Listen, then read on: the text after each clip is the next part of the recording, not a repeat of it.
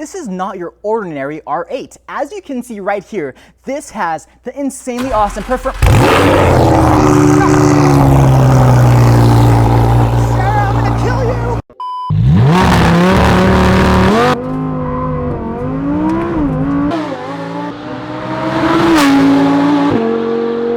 What is up, guys? My name is Brent Ruiz and welcome back to my YouTube channel. Guys, as you can see right behind me, I have a very awesome 2017 Audi R8 V10 Plus, but it is not just any R8 V10 Plus. It is sporting something pretty special at the rear end, which I guess if you've seen the title, you probably know what I'm talking about, but I'll show you guys that in a second. But before we do get this video started, I wanna give a big shout out, a big thanks to the owner of this car, My Travel Tray. Link in the description below, go ahead and follow them. They're offering a pretty cool product, especially if you have kids and a car, which I imagine some of you might. So yeah, check them out. I'll talk a little bit more about the product later in the video, but for now, just take in this amazing looking car. I believe this is Daytona gray and it's wrapped in XPEL Stealth to give that matte look. This car is loaded with pretty much every carbon fiber option imaginable. It's even got the front splitter here. It's got the side view mirrors in carbon fiber. This matte finish, by the way, I love that. I have become such a huge fan of the matte carbon fiber look, even the side blade. It has an aftermarket 1016 Industries rear wing, looking absolutely glorious. Shout out again to My Travel Tray. But yeah, as you can probably also notice, I have a ton of cameras set up on the car already. So that can only really mean one thing. I'm about to drive the living crap out of this thing as part of this driving review. So let's go ahead and open the garage, get this thing out, and get this video started. Before we get the drive started though, let me show you what I am talking about with how awesome this exhaust modification is on this car. This, as you might notice from the Huracan Performante, is the Huracan Performante-style exhaust exit for the Audi R8 Generation 2. Now this has been custom done by Voodoo Autosport. They're based in Southern California and they did an absolutely amazing job making this look as OEM as possible. And the way that they did that is by taking a OEM mesh grill like this and laser scanning that, and then they laser cut it to create this center grill insert. Now the actual exhaust system itself is a straight through 3-inch pipe system, but you can still have control of the valves because it goes through a 2.5-inch valved X-pipe when you have the valves on. So you still maintain control of the valve system on this car even with this setup, which is pretty handy. The owner of the car opted for this honeycomb style kind of garnish here on the exhaust tips. These are absolutely massive 4-inch exhaust tips leading into that 3-inch pipe inside. And well, although the tone of the car doesn't really change too much with this exhaust system, it does sound a lot more mean. So let's go see exactly how much more mean this thing sounds with that exhaust system, and let's get this driving review started on the 2017 Audi R8 V10 Plus.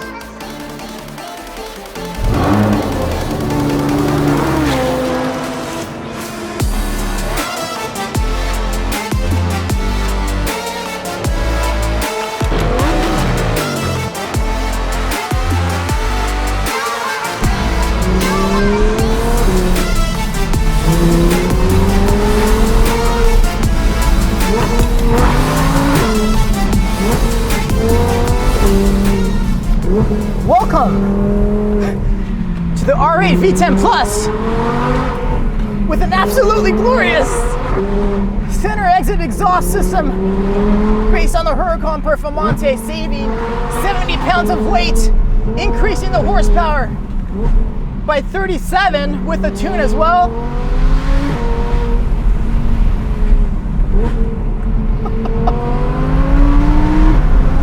Oh my God!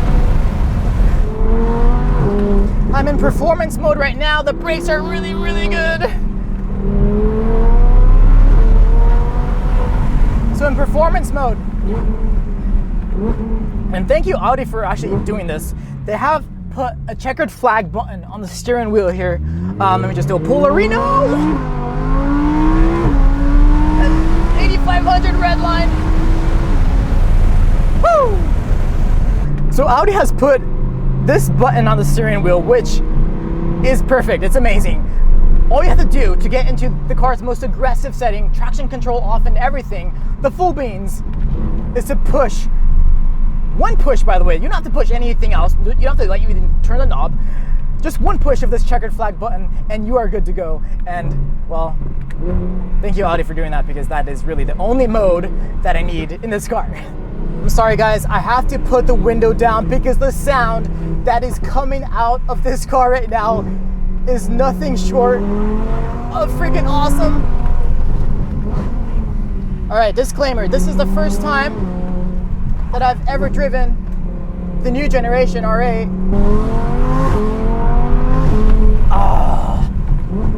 The shifts are absolutely seamless. They're absolutely lightning quick. Really interested in seeing how this all-wheel drive system performs, because the only real other all-wheel drive system I've truly driven hard was that of the Audi RS5.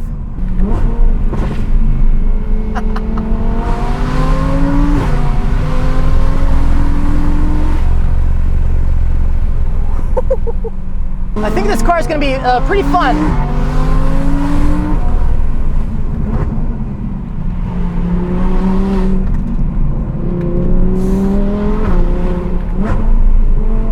Okay, I'm trying to just suss out this all-wheel drive system, which I've heard so much about. The brakes are good.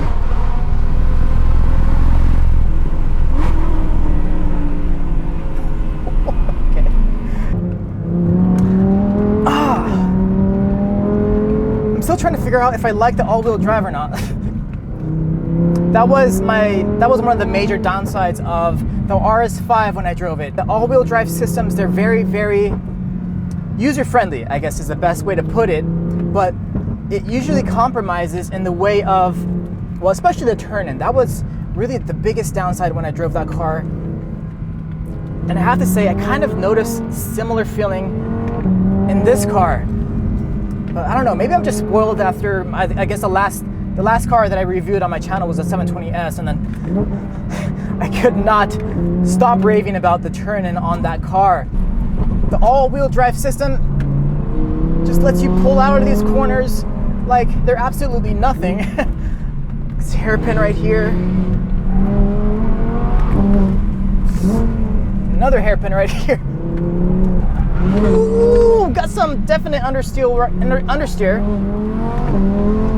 And I guess that's a downside of these all-wheel drive systems. Like the understeer, if I can speak properly, doesn't really, like, you don't notice it until the very end when it might be a little bit too late. And that's when you're driving it at, like, you know, pretty spirited like I am right now.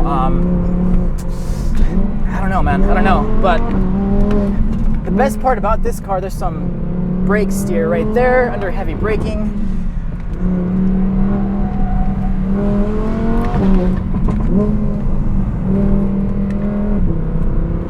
All-wheel drive system is good, but it leaves just that little bit to be desired in terms of really knowing what to expect out of what it's going to do. You know, like it kind of surprised me there with the understeer. The level of understeer that it has could definitely be better, but that's the compromise we're giving up on these all-wheel drive systems.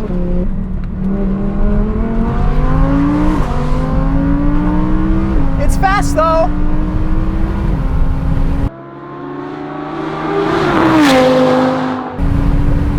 It's plenty fast.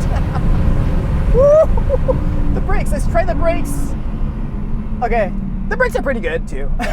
You know what, guys? I just realized that I haven't done a launch control for you guys yet, so let's do a launch control, because that has to be one of the most impressive parts of any all-wheel drive car, especially the all-wheel drive Audi R8 V10 Plus.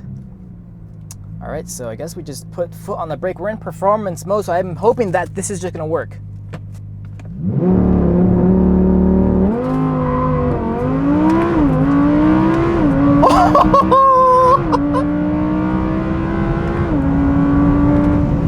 Okay. That has to be one of the best launches ever that I've had. Oh wow, that was pretty fast. Okay, nice. That was fun. Okay, you can definitely feel that torque really hitting you here. God, it's so weird, like these naturally aspirated engines, I feel the torque more than these crazy fast turbocharged cars like the 720S.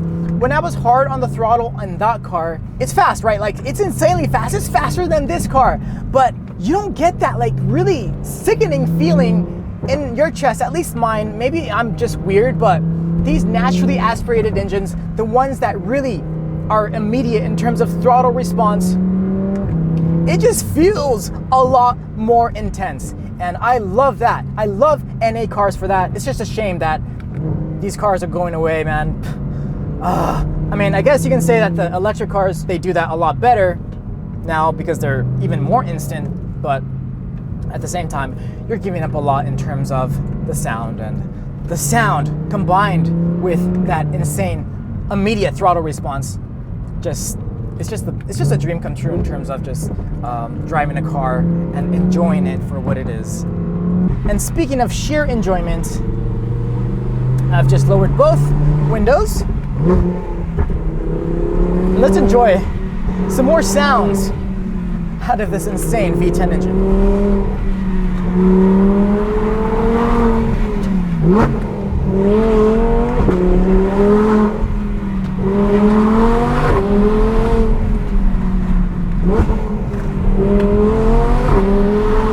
Yes!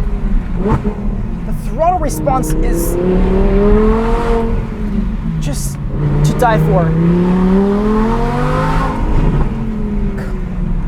That is the main argument over these turbocharged cars. I could never have that kind of throttle response, even on the 720.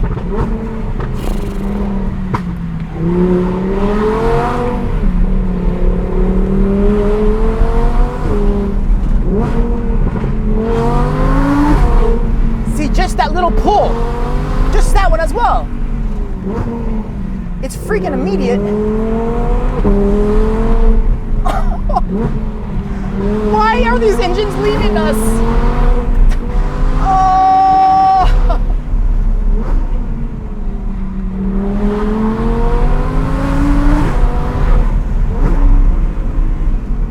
Can we like start a petition to like keep these engines in the world? I know it's not the best for the environment, but oh my god. Oh, yes! Just yes!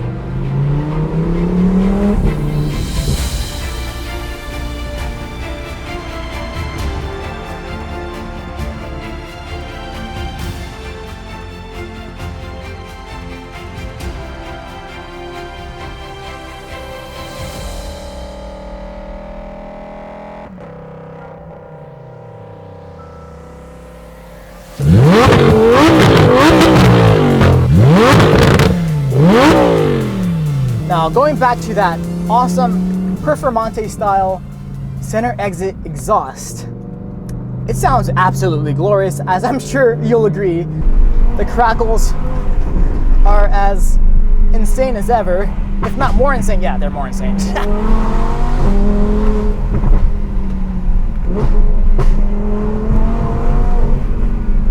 Just puts a big smile on your face every single time.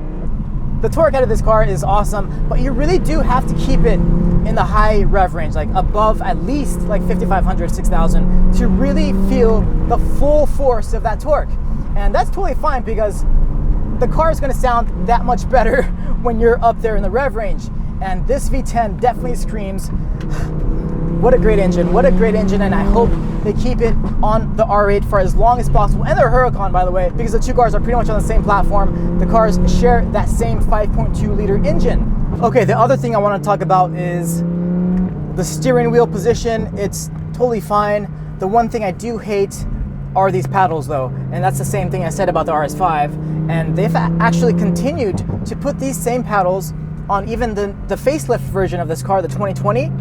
It's the same thing, and they have been complained about by so many people. Like, Audi gives you this pretty nice interior in here, and then you go to play with the paddles, to use the paddles here, which is one of the most important parts of the driving experience because you're using them all the time, and they just feel so cheap. I don't understand that. Like, they should be at least some kind of like brushed metal finish. Carbon fiber would be nice. They should be a lot bigger as well. It's just not, it just doesn't match the rest of the vibe in the cabin here, and it's a definite definite letdown.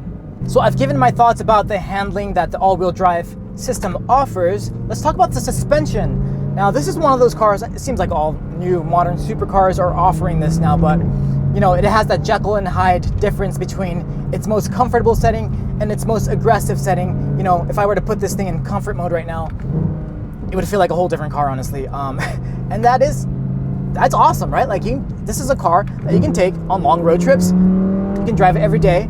This is like, you know, that daily driver supercar that everyone talks about all the time. And it definitely makes sense because it is very, very comfortable in here. Now, in terms of your most aggressive suspension setting mode, it's stiff, right? And it should be pretty stiff, but it's not that stiff. You still have a ton of leeway when it comes to, you know, having some kind of comfort when you're driving it hard like I just did right now. Now, there's tons of cars out there that are getting so good at these suspension settings, the Magna rides, you know, all this stuff. It's crazy how they do it, but it is awesome because no matter what kind of driver you are, no matter the reason that you're buying this car for, it's gonna work for you. All right, guys, so wrapping up my final thoughts about 2017 Audi R8 V10 Plus with obviously some nice aftermarket exhaust mods, it is that I'm gonna miss it so much when these naturally aspirated motors go away. It is really a huge shame that this has to happen. I mean, obviously it is gonna be the best way forward for the environment and all that, but from this driving experience that I just had, that feeling in my chest, and just like the huge freaking smile that it gave me, the insane torque with that instantaneous throttle response. And then of course, there's the sound, which freaking never gets old. It's absolutely one of the most insane parts about this car, one of my favorites. And that 5.2 liter V10, it sounds even more mean now with that new center exhaust exit that it has. Thank you, Voodoo Autosport, for making that and coming up with that. It's freaking awesome. And man, I would really love to see more R8s with this system. I have not seen many. I don't know exactly how many of those kits have been installed so far, but I believe the system was just created like in 2019. I think in the first half of 2019. I really don't think there have been many of these kits installed so far, but if you are actually interested in this kit for your R8, please check out the link in the description below, or just check out Voodoo Autosport on Instagram. I'll link their IG in the description below as well. All right, guys, so just getting onto the highway now. Let's see how this car performs as a daily driver. I guess everybody probably already knows that this car is a really, really good daily driver for it being a supercar.